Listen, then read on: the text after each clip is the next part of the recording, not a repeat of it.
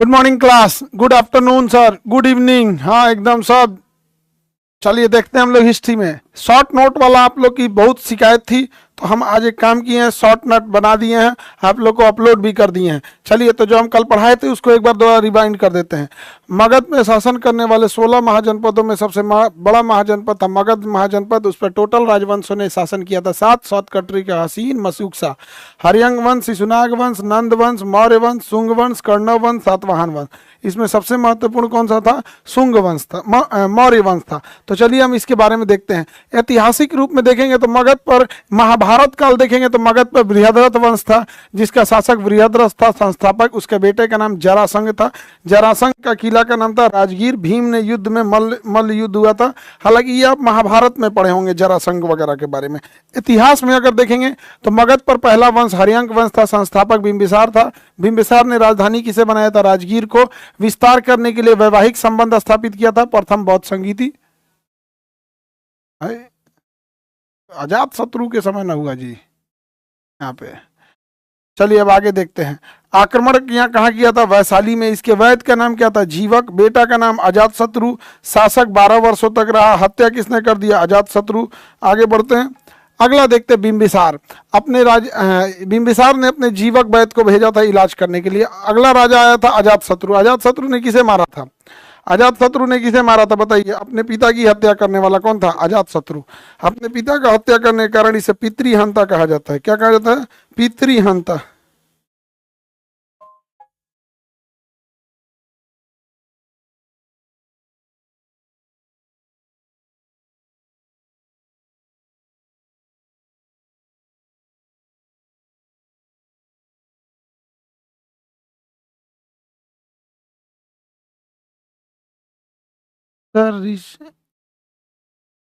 ऋचाएं मंत्र वगैरह को बोलते हैं। अजात शत्रु के बारे में बताते हैं। अजात शत्रु को पिंती हंता या कुणिक कहा जाता है। इसे राजगीर के किला की घेराबंदी कराई थी। प्रथम बौद्ध संगीति हुई थी। आक्रमण करके वैशाली जीत लिया था। इसके गुप्तचर का नाम वर्षकार था। नए हथियार ये बनाए थे, रथ मूसल तथा महाशिला कंटक। इसने वैवाहिक रणनीति किया। इसके बेटा का नाम उदयन था। ये 32 वर्षों तक शासन किया। उदयन ने हत्या कर दिया किसका? अजात शत्रु का। हत्या कर दिया इसकी, उदयन ने ही कर दिया। अगला आएगा उदयन। राजधानी पाटलिपुत्रा को बताया ना। अंतिम शासक नाग दशक था। नाग दशक के बाद अगला देखेंगे शिशुनाग था। शिशुनाग वंश में सबसे योग्य शासक कालाशोक था, जिसने राजधानी वैशाली को बनाया और द्वितीय बौद्ध संगीति हुई। कल पढ़ाए थे इसको। इस वंश का अंतिम शासक नंदी वर्मन था। इसको याद रखने की जरूरत नहीं है। अगला वंश आएगा नंद वंश। नंद वंश में महापदम नंद आएंगे। संस्थापक क्षत्रियों से नफरत करता था। कलिंग पर आक्रमण किया था। नंद वंश का सबसे दुष्ट शासक धनानंद था। यह अयोग्य था। नहर निर्माण कलिंग कराया था। यह अंतिम शासक था। इसकी हत्या किसने कर दिया? चंद्रगुप्त मौर्य ने कर दिया था। सिकंदर के आक्रमण को देखते हैं हम लोग। बोलिए, ये तो कल पढ़ा दिए थे सर। ये वाला नोट्स अपलोड करा दिया? हाँ, ये वाला अपलोड करा देंगे, बिल्कुल लोड करा देंगे। आप बोलिएगा तो।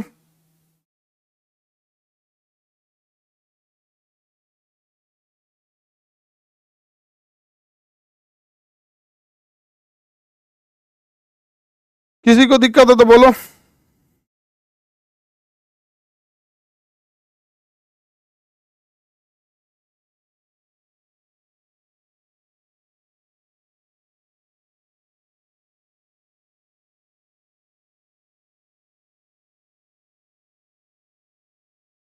हाँ, आपका कमेंट देख रहे हैं बाबू। चलिए,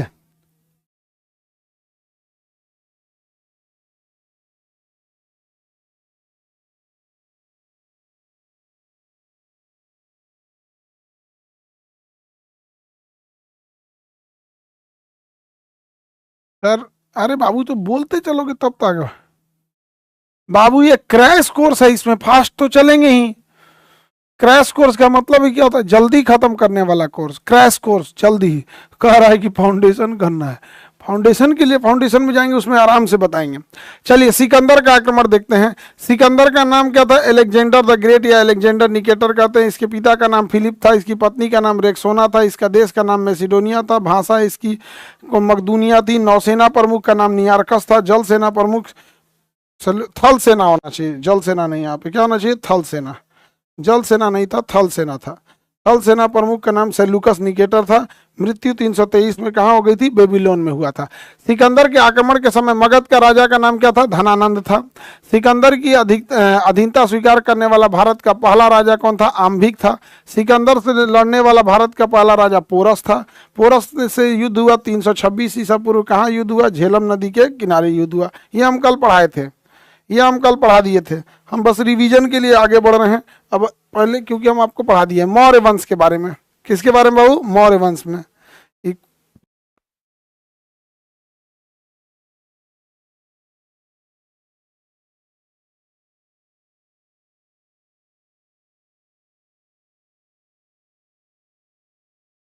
चलिए अब यहां से आगे बढ़ते हैं मौर्य वंश में।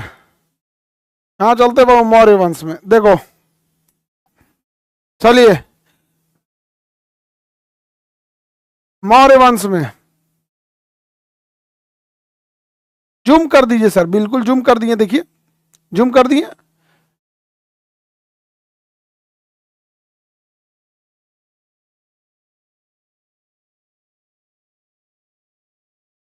चलो बाबू देखो,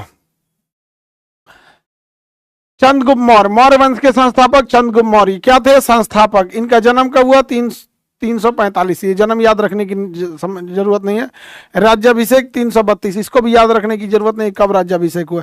इनकी माता का नाम मौर्य था, पुत्र इसका बिंदुसार था। बकलोल था पुत्र। सेनापति या आप कहिए प्रधानमंत्री के पद पे चाणक्य थे, जिनकी पुस्तक का नाम क्या है? अर्थशास्त्र। कौन से धर्म को मानता था चंद्रगुप्त मौर्य? जैन धर्म को मानता था। विवाह किससे किया था? हेलन या कार्नेलिया से। दहेज में काबुल, कंधार और मकरान ले लिया था, और उपहार में उसे सेल्यूकस को 500 हाथियां दिया था। इसके दरबार में एक विदेशी यात्रु राजदूत रहता था, नाम क्या था उसका? मेगास्थनीज। यहाँ तक पढ़ाते हैं। मेगास्थनीज की पुस्तक का नाम क्या है? इंडिका। चंद्रगुप्त मौर्य सेंड्रोकोटस के नाम से भी जाना जाता था। यूरोप के लोग चंद्रगुप्त मौर्य को क्या कहते हैं? सेंड्रोकोटस कहते हैं, सेंड्रोकोटस कहते हैं। चंद्रगुप्त मौर्य ने सुदर्शन झील का निर्माण कराया था। इसकी मृत्यु 298 ईसा पूर्व श्रवण बेलगोला में हुई थी, संलेखन विधि से, क्योंकि जैन धर्म में अंतिम समय में भोजन ग्रहण करना छोड़ दिया जाता है। हम यहाँ तक पढ़ाए थे। अकाल में दिए गए राहत सामग्री की जानकारी किस अभिलेख से मिलती है? साहगौर अभिलेख से। जहां तक पढ़ा दिए थे अब वहां तक थोड़ा फास्ट चलेंगे बाबू, उसके बाद हम फिर आपको स्लो चलेंगे। जहां तक पढ़ाए थे वहां तक तो फास्ट चलेंगे। कल ही पढ़ाए थे अकाल के समय दी गई जानकारी राहत सामग्री को किस में मिलते हैं? साहगौर। थोड़ा और बड़ा कर दे, थोड़ा और बड़ा कर दे।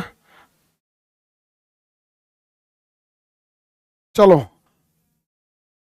ठीक है, ज्यादा ही बड़ा हो गया।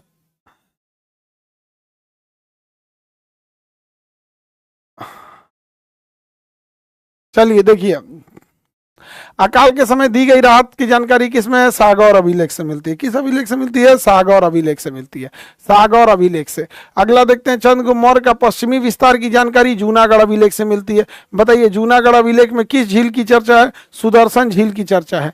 जूनागढ़ अभिलेख में सुदर्शन झील की चर्चा है। रुद्रदामन का अभिलेख है यहाँ पर। चंद्रगुप्त मौर्य का पूर्वी विस्तार की जानकारी बंगाल में महास्थान से मिलती है। भारत का मैकियावेली कौटिल्य को कहा जाता है। कौटिल्य की पुस्तक का नाम क्या है? अर्थशास्त्र। अर्थशास्त्र का संबंध किससे है?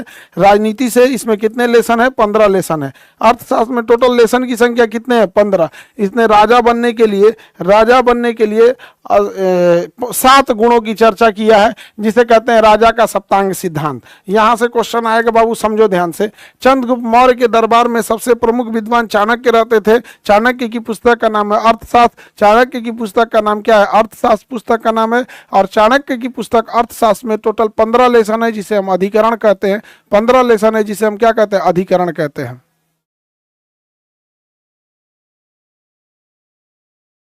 आगे बढ़े।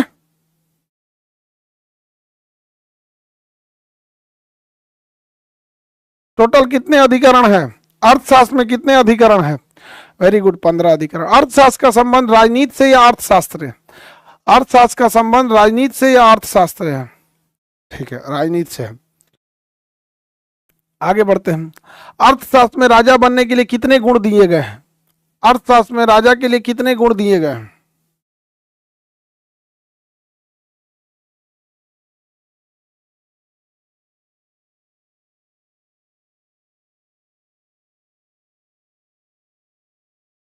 राजा बनने के लिए 7 गुणों की चर्चा किया गया है। सप्तांग सिद्धांत में राजा मजबूत होना चाहिए, उसके मंत्री मजबूत होनी चाहिए, जनता विश्वासी होनी चाहिए, किला मजबूत होना चाहिए, मित्रों से संबंध अच्छा होना चाहिए, धन अच्छा होना चाहिए और न्याय व्यवस्था बहुत अच्छी होनी चाहिए। न्याय व्यवस्था बहुत ही अच्छी होनी चाहिए। ये है आपका किस चीज का सिद्धांत, किस चीज का सिद्धांत है बाबू?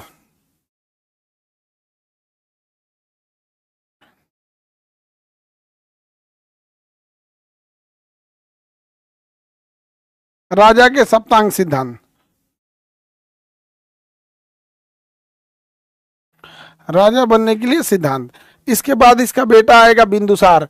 हम कल पढ़ाए थे थोड़ा बहुत बिंदुसार के बारे में, देखते हैं कितने लोग को ध्यान है, क्या कितने लोग को नहीं है। चंद्रगुप्त मौर्य के बिंदुसार के बारे में कल हम कुछ पढ़ाए थे। देखिए बिंदुसार गद्दी पे बैठता है 298 ईसा पूर्व, जब यहाँ चंद्रगुप्त मौर्य मर जाता है। कितने लोग बताएंगे चंद्रगुप्त मौर्य भारत के किस राज्य में मृत्यु हुई थी? चंद्रगुप्त मौर्य की मृत्यु कहाँ हुई थी? चंद्रगुप्त मौर्य जैन धर्म को मानता था। संलेखन विधि यानी जैन धर्म में अंतिम समय में भोजन और जल लेना छोड़ दिया जाता है, भोजन वगैरह, तो उनकी मृत्यु हो गई। संलेखन विधि कहते हैं 298 ईसा पूर्व। कर्नाटक के किस स्थान पर हुई थी? श्रवण बेलगोला, वेरी गुड, श्रवण बेलगोला, कर्नाटक के श्रवण बेलगोला में हुई थी। तो शासक अगला कौन बनता है? बिंदुसार।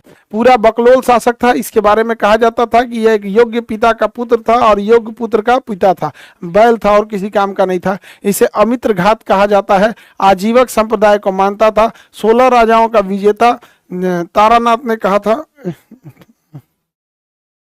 16 राजाओं का विजेता कहा जाता है इसे। सिंह सेन इसके लिए शब्द प्रयोग होता है जैन ग्रंथों में। माता का नाम क्या था? दुर्धरा। पत्नी का नाम क्या था? सुभद्रांगी। ये सब याद रखने की जरूरत नहीं है यहाँ पर। इसके दरबार में सीरिया के राजा ने राजदूत भेजा था। इसके दरबार में कहाँ के राजा ने राजदूत भेजा था? सीरिया के राजा ने राजदूत भेजा था। राजदूत का नाम क्या था? डायमेकस। डायमेकस किसके दरबार में आया था? बिंदुसार के दरबार में आया था। बिंदुसार के दरबार में आया था और इसने वहां से 3 चीजें मांगी थी। बताइए 3 चीजें मांगी थी, मीठी शराब, अंजीर और दार्शनिक। बताइए इसमें कौन सा चीज देने से मना कर दिया गया था? कितने लोग बता सकते हैं इसमें कौन सी चीज है जो देने से मना कर दी गई थी? कितने लोग बता सकते हैं कि इसमें कौन सी चीज है जिसे देने से मना कर दिया गया था? अंजीर का था। दार्शनिक, वेरी गुड, दार्शनिक देने से मना कर दिया गया था।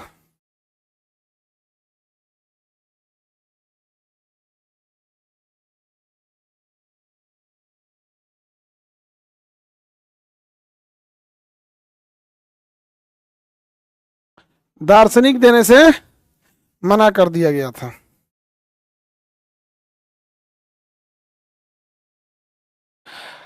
तक्षशिला में विद्रोह को खत्म करने के लिए बिंदुसार ने सुसीम को भेजा, लेकिन सुसीम से दबा नहीं पाया तो अशोक को भेजा। अशोक ने श्रीनगर की स्थापना कर दिया था। अशोक के बारे में हम कल कुछ हद तक बताए थे, आज आपको अशोक के बारे में डिटेल से पढ़ाएंगे। अब यहाँ से आराम से, यहाँ से अब आपको नहीं पढ़ाए थे, चलिए यहाँ से अब आपको आराम आराम से पढ़ाएंगे। कल तो पढ़ा दिए थे।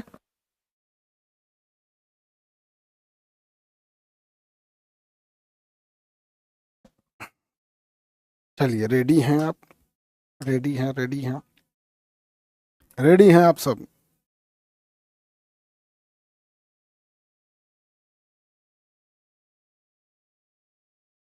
आप सब रेडी हैं?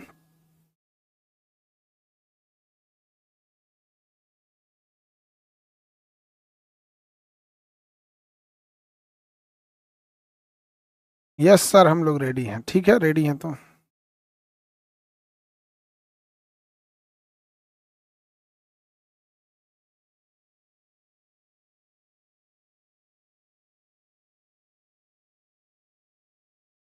चलिए। अशोक का नाम आता है देव नाम प्रियदर्शी। इसका जन्म याद रखने की जरूरत नहीं है। राज्याभिषेक याद रखिएगा 269 ईसा पूर्व। राज्याभिषेक याद रखेंगे 269 ईसा पूर्व। तक्षशिला में हुए विद्रोह को दबाने के लिए पहली बार अशोक को भेजा गया। अशोक ने श्रीनगर शहर की स्थापना किया था। स्थापना राजतरंगिणी से जानकारी मिलती है। अशोक की कलिंग के बारे में देखिए, श्रीनगर के बारे में जो जानकारी मिलती है वो किसके पुस्तक से मिलती है? राजतरंगिणी से मिलती है। कलहन ने लिखा है राजतरंगिणी। इसके राज्याभिषेक जब हुआ था तो राज्याभिषेक के 8वें वर्ष, राज्याभिषेक हुआ 269 और राज्याभिषेक के 8वें वर्ष यानी 261 में इसने कलिंग पर आक्रमण कर दिया। कहाँ आक्रमण कर दिया? कलिंग पर। और सबसे भीषण आक्रमण था इसका कलिंग पर। इसने क्या कर दिया? आक्रमण कर दिया। कलिंग पर जब इसने आक्रमण किया तो दो सवाल आते हैं कलिंग पर आक्रमण से। उस समय कलिंग के राजा का नाम नंदराज। कलिंग पर आक्रमण 261 ईसा पूर्व, चौथे वर्ष राज्याभिषेक के 8वें वर्ष, क्योंकि राज्याभिषेक इसका 269 में हुआ था। और कलिंग में भीषण नरसंहार देखकर अशोक का हृदय परिवर्तित हो गया और कलिंग युद्ध के बाद ही अशोक ने बौद्ध धर्म को अपना लिया। अशोक ने कौन से धर्म को अपना लिया? बौद्ध धर्म। बौद्ध धर्म अपनाने के लिए प्रेरणा उसको अपने क्या नाम है, भतीजा निग्रोध से मिली और शिक्षा दिया था उपगुप्त ने। इसे शिक्षा किसने दिया? उपगुप्त ने दिया था। और यहाँ पर कलिंग के युद्ध के बारे में अब आगे बढ़ते हैं। कलिंग के युद्ध के बारे में बताइए। अशोक का राज्याभिषेक 269 ईसा पूर्व, कलिंग पर आक्रमण 261 ईसा पूर्व। राज्याभिषेक के चौथे वर्ष इसने कलिंग आक्रमण किया था। राज्याभिषेक के चौथे वर्ष कलिंग आक्रमण किया था। सर रिपीट कर दीजिए एक बार। रिपीट हो रहा है। अरे अब नहीं होगा रिपीट। 8वें वर्ष किया था।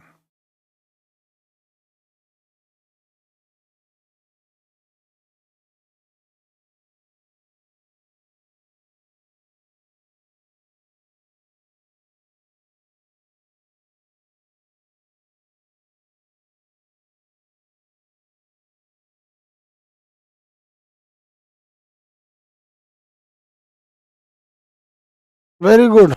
चलिए अब थोड़ा हम लोग को देखना होगा।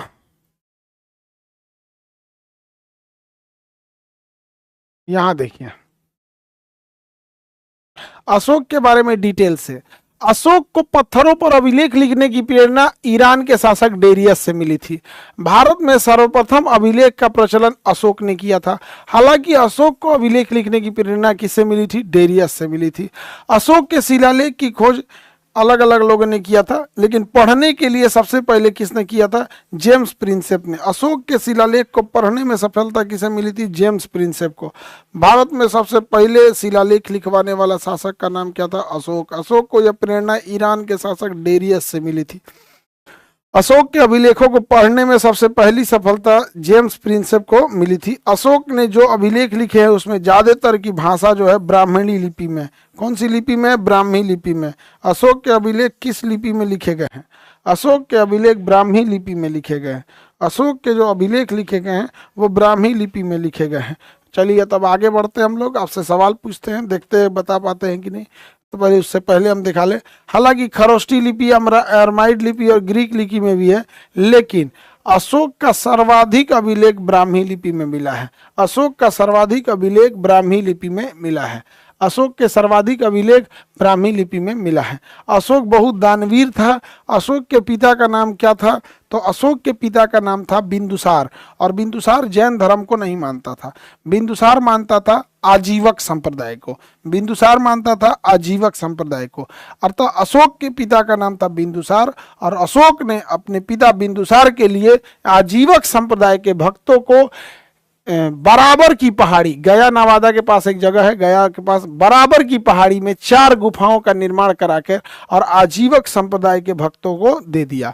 अशोक ने आजीवक संप्रदाय के भक्तों को कितने गुफाएं दिए थे? 4 गुफाएं दिए थे। चारों का नाम है कर्ण, चोपड़ा, लोम, सुदामा। देखिए कर्ण, लोमस, सुदामा और विष झोपड़ी, ये सब अशोक ने गुफाओं को दे दिया था। आगे बढ़े। अशोक के अभिलेखों से इतनी जानकारी मिलती है। अब आगे बढ़ते हैं, अशोक के स्तंभ लेख को देखते हैं। इससे पहले कुछ सवाल आगे बढ़े, आपसे सवाल पूछते हैं। चलिए रेडी होइए, एक बार में आंसर आना चाहिए। देखते हैं कितने लोग देते हैं। रेडी?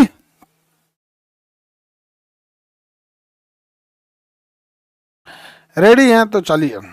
अशोक ने राज्याभिषेक कितने ईसा पूर्व कराया था? अशोक ने अपना राज्याभिषेक कितने ईसा पूर्व कराया था? 269। ठीक है। अशोक ने राज्याभिषेक के चौथे वर्ष कलिंग पर आक्रमण किया था। अशोक ने जब कलिंग पर आक्रमण किया तो चौथे वर्ष, राज्याभिषेक के चौथे वर्ष आक्रमण किया था? 8वें वर्ष। अशोक ने कलिंग पर आक्रमण कितने ईसा पूर्व किया था? अशोक ने कलिंग पर आक्रमण कितने ईसा पूर्व किया था? हाँ ठीक है, 261 ईसा पूर्व किया था। अशोक ने जब कलिंग पर आक्रमण किया तो उस समय कलिंग का राजा कौन था? अशोक ने जब कलिंग पर आक्रमण किया तो उस समय कलिंग का राजा कौन था?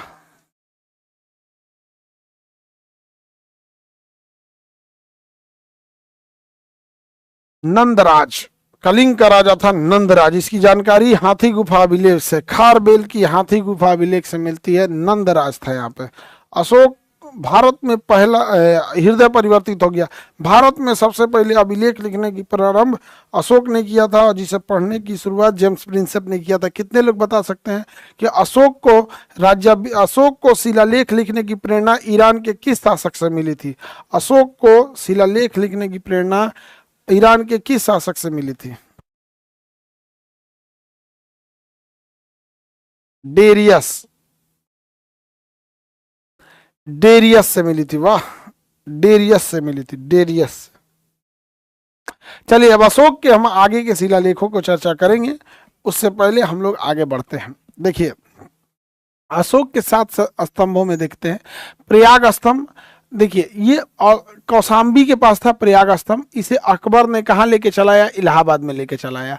इसे रानी का अभिलेख कहते हैं। अशोक अपनी सारी पत्नियों में सबसे ज्यादा कारुवाकी को मानता था। पहले के जमाने की लड़की सब सीधा रहती थी सब, तो पहले इंसान 2-4 को बियाह कर लेता था। आज कोई लड़की सब 2-3 को बियाह करो, ड्राम में पैक हो जाओगे तुम, नीला काला सब ड्राम में पैक हो गए। समझ में आ गया? आज के टाइम पे 2 को बियाह करना खतरों से खाली नहीं है।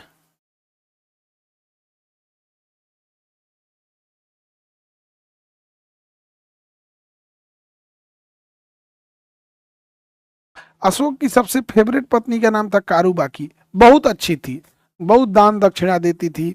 अशोक सबसे ज्यादा मानता था कारुबाकी को। समझा गया कि नहीं आ गया? अब अशोक सबसे ज्यादा किसको मानता था? किस पत्नी को? कारुबाकी को सबसे ज्यादा मानता था। अशोक कारुबाकी को सबसे ज्यादा मानता था।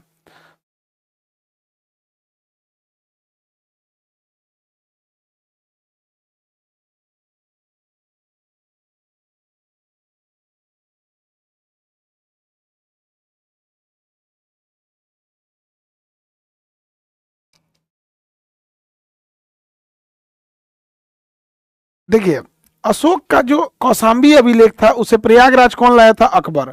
अशोक के कौशाम्बी अभिलेख को प्रयागराज लाने वाले अकबर थे। और अशोक का एक हरियाणा के टोपरा में अभिलेख था, उसे दिल्ली लाने वाला फिरोज शाह तुगलक। तो अशोक के अभिलेखों को ले आने, स्थानांतरित करने वाला या फिर एक जगह से दूसरे जगह ले जाने वाला कौन था? तो अशोक के अभिलेखों को एक जगह से दूसरी जगह ले जाने वाला का नाम क्या था? तो फिरोज शाह तुगलक जो था, फिरोज शाह तुगलक, ये टोपरा से कहाँ लाया था? दिल्ली। और वही अकबर को बात करेंगे तो कौशाम्बी से कहाँ लाया था? प्रयागराज। उस समय उसका नाम इलाहाबाद था। अशोक के अभिलेखों को देखिए, दिल्ली से मेरठ अभिलेख को भी दिल्ली कौन लाया? फिरोज शाह तुगलक। मेरठ अभिलेख को भी दिल्ली कौन लाया? फिरोज शाह तुगलक। अशोक का रामपुरवा अभिलेख है चंपारण में, लौरिया नंदनगढ़ है चंपारण में, लौरिया अरेराज है चंपारण में। ये सब चीज़, रुमनदेई अभिलेख है, सबसे छोटा अभिलेख है। रुमनदेई अभिलेख जो है यह अशोक का सबसे छोटा अभिलेख है। ये नेपाल में है, लुम्बिनी में धम्म के लिए है रुमनदेई अभिलेख। सबसे याद रखते चलिएगा, रुमनदेई अभिलेख कहाँ है? लुम्बिनी में। लौरिया नंदनगढ़, लौरिया अरेराज और रामपुरवा अभिलेख, रामपुरवा अभिलेख, रामपुरवा अभिलेख, ये सब कहाँ है? रामपुरवा अभिलेख ये सब चंपारण में है। बताइए तो दिल्ली टोपरा अभिलेख को दिल्ली कौन लाया? फिरोज शाह तुगलक। मेरठ अभिलेख को दिल्ली कौन लाया? फिरोज शाह तुगलक। प्रयागराज स्तंभ को लेके, सॉरी, कौशाम्बी को प्रयागराज कौन लाया? अकबर लेके आया। सबसे छोटा अभिलेख रुमनदेई है। कहाँ पर है? लुम्बिनी में है। कहाँ पर है? लुम्बिनी में है। अशोक के शिलालेखों की चर्चा आप करेंगे लोग, पहले इतना याद हो गया तब अशोक के, पहले इतना याद रखिए, रिवाइज कीजिए, फिर हम पूछते हैं।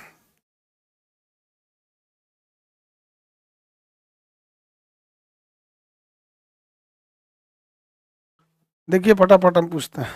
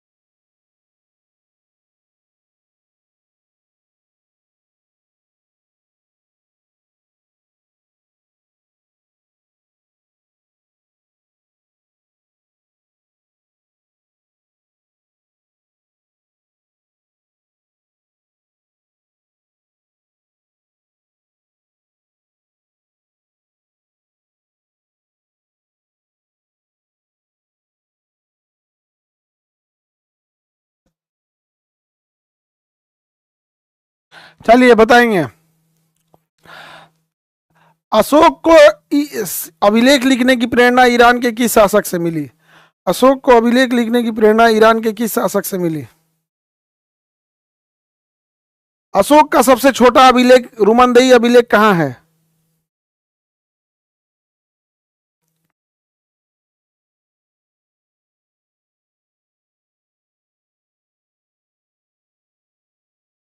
रुमनदेही अभिलेख नेपाल में है। लौरिया नंदनगढ़ अरेराज और रामपुरवा अभिलेख बिहार के किस जिला में है?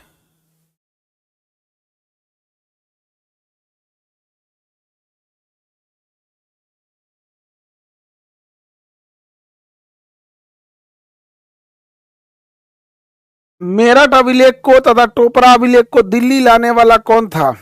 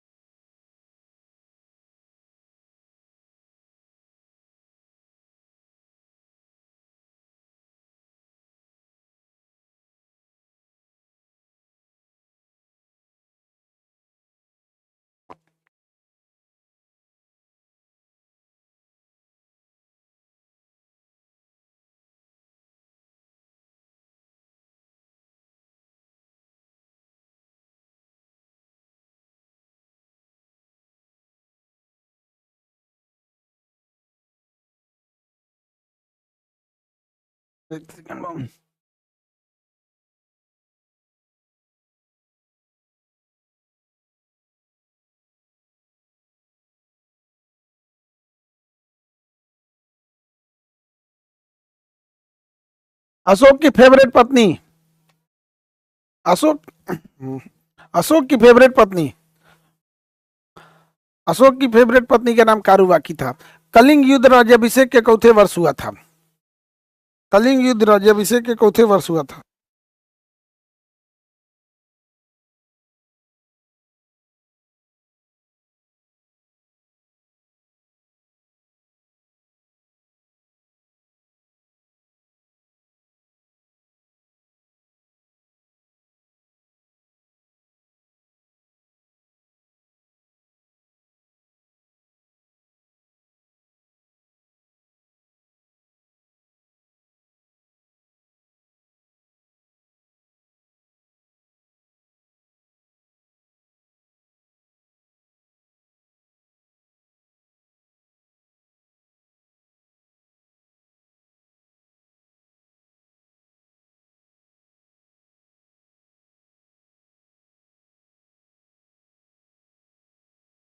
चलिए, अब अशोक के ना रुमनदेही अभिलेख सबसे छोटा है।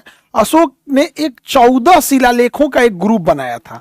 अशोक ने 14 शिलालेखों का एक ग्रुप बनाया था जिसे हम कहते हैं चतुर्दश शिलालेख। उसमें से खूब क्वेश्चन पूछता है। उस 14 को में से कम 5 गो आपको पक्का याद होना चाहिए। उस 14 में से कम 5 गो आप लोगों को क्या होना चाहिए? पक्का याद होना चाहिए। पहला में अहिंसा की बात किया है, तो पशु बलि की निंदा करेगा भैया। अहिंसा होगा तो पशु बलि की निंदा करेगा। दूसरा में पशु चिकित्सा की बात किया है। किसकी चर्चा किया? पशु चिकित्सा की। और दक्षिण भारत के कई राज्यों की चर्चा किया है। पांड्य वंश, सतीय पुत्र, चेर, लेकिन चोल वंश की चर्चा नहीं किया है। तो क्वेश्चन पूछता है अहिंसा और पशु बलि पर रोक किस पे लगाया है? तो पहला में। और कहेगा कि पशु चिकित्सा पर और चोल की चर्चा नहीं किया है तो दूसरा में। चोल की चर्चा नहीं किया है तो दूसरा में। तीसरा में उसने 3 अधिकारियों की बात किया है। राजुक, युक्तक और प्रदेशक। राजुक, युक्तक और प्रदेशक। राजुक, युक्तक और प्रदेशक। राजुक, युक्तक और प्रदेशक। राजुक, युक्तक और प्रदेशक। राजुक, युक्तक और प्रदेशक। राजुक, युक्तक और प्रदेशक। चौथी शिलालेख से क्वेश्चन पूछता है युद्ध नीति को छोड़कर धम्म नीति को चला गया। धम्म मतलब बौद्ध के दिखाए गए रास्ते पर। तो भैरी घोष यानी युद्ध नीति को छोड़ दिया और धम्म घोष पर चला गया। ये 10 बार क्वेश्चन पूछा है चौथा शिलालेख के बारे में। तो भैरी घोष के जगह पे धम्म घोष। तो पहला याद रहेगा, पहला में अहिंसा जिस कारण पशु हत्या पर रोक। दूसरा में पशु चिकित्सा, दक्षिण भारत के कई राज्यों की चर्चा है लेकिन चोल की चर्चा नहीं है। तीसरा में 3 अधिकारी राजुक, युक्तक और प्रदेशक।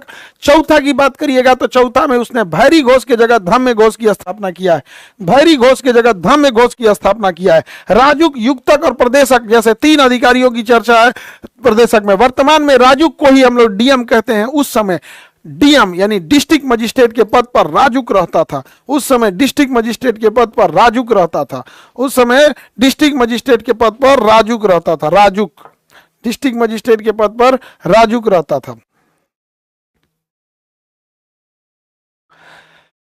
पांचवा शिलालेख में धम्म यात्रा, धम्म महामात्र की चर्चा किया है। इसमें क्वेश्चन पूछता है कि एक ऐसा अधिकारी जो देखता था लोग नैतिक आचरण ठीक से जी रहे हैं या नहीं जी रहे हैं, इसी को धम्म महामात्र कहा जाता था। धम्म महामात्र की स्थापना पांचवें शिलालेख में अशोक ने किया था। पांचवें शिलालेख में अशोक ने किया था। धम्म महामात्र की चर्चा पांचवें शिलालेख में अशोक ने किया था। छठवां इंपॉर्टेंट नहीं है, सातवां सबसे बड़ा है, लेकिन ये भी क्वेश्चन बहुत कम पूछता है। आठवां से भी क्वेश्चन ना बराबर पूछता है। नौवां से भी छोटे छोटे, 10वां से भी बहुत कम क्वेश्चन पूछता है। 11वां में उसने कहा था, बस ऐसे याद रखिएगा, मेरे अधिकारी ब्राह्मणों को ना सताए। लेकिन 12वां में पूछेगा स्त्री महामात्र, स्त्रियों की अच्छी स्थिति के लिए उसने स्त्री महामात्र की स्थापना किया था। किसकी स्थापना किया?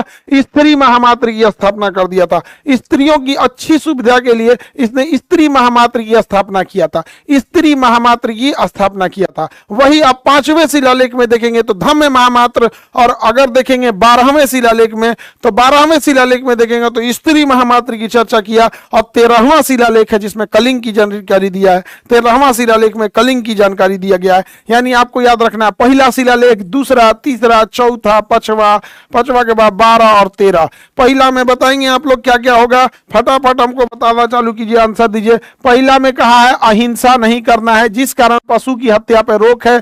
दूसरा है पशुओं की चिकित्सा पे भी ध्यान देना है, पशुओं की चिकित्सा ध्यान देना है। और दक्षिण भारत में चोल वंश की चर्चा नहीं किया है। इसमें कौन से राजुक, युक्तक और प्रदेशक नाम के अधिकारियों की नियुक्ति किया है। चौथा में धम्म, भैरी घोष के जगह पे, किसके जगह पे? भैरी घोष के जगह पे धम्म घोष की स्थापना किया है। भैरी घोष के जगह धम्म घोष की स्थापना किया है। पांचवा में धम्म महामात्र की चर्चा किया है। 12वां में स्त्री महामात्र की चर्चा किया है। और 13वां में कलिंग युद्ध की चर्चा किया है। 13वें में कलिंग युद्ध की चर्चा किया है। याद कीजिए। अब हम ये क्वेश्चन पूछते हैं, आपको 1 मिनट का टाइम देते हैं।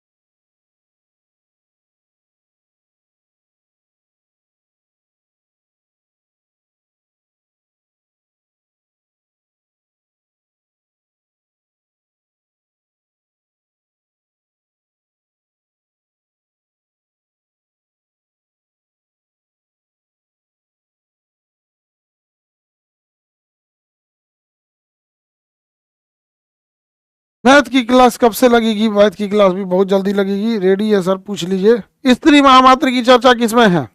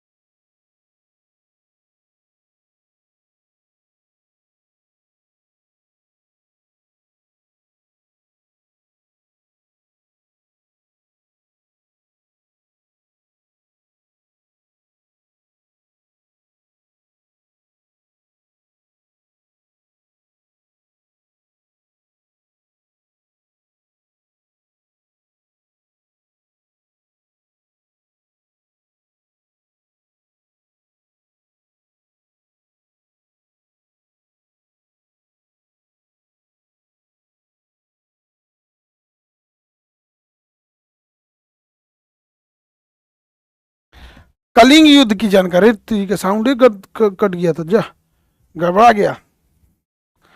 कलिंग युद्ध की चर्चा की सभी लेख, कलिंग की जानकारी 13वें शिलालेख से, कलिंग की जानकारी 13वें शिलालेख से, गड़बड़ हो गया।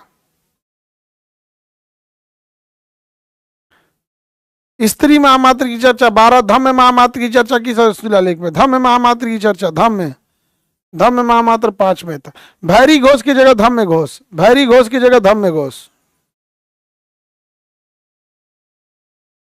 चलिए ठीक है, आज के लिए इतना ही रहने देते हैं, नेक्स्ट कल